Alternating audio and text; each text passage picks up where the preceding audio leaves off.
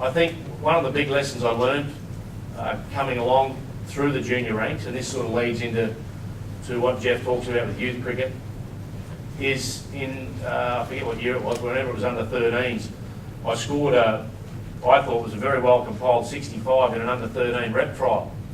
And unfortunately, when the selectors picked the Far North Queensland team to go to the state titles for the under 14 championships, my name wasn't read out. So it's fair to say that I was pretty off, because I thought I'd done enough to get in the team. I'd done all the right things, and I think I took a couple of catches, and I'd done better than some of the other guys that were picked in front of me.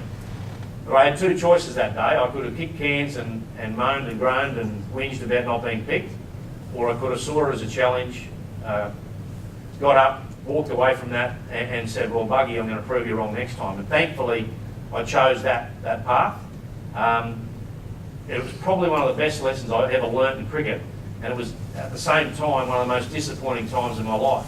And I think that in itself played a massive part in me getting to where I did in cricket, because it taught me that just because you think you're doing everything right, everything's plain sailing, everything's going well, doesn't necessarily give you an automatic free pass into the next rep team. And that was so critical. At the time, I could have killed the coach and I could have killed the selectors, but I think looking back, it was a very, very pivotal time in my cricket career. So I guess the message there is, you don't have to necessarily get picked in every youth side to make it through to playing and achieving your ultimate. I mean, it's a step along the way. It's a small stepping stone.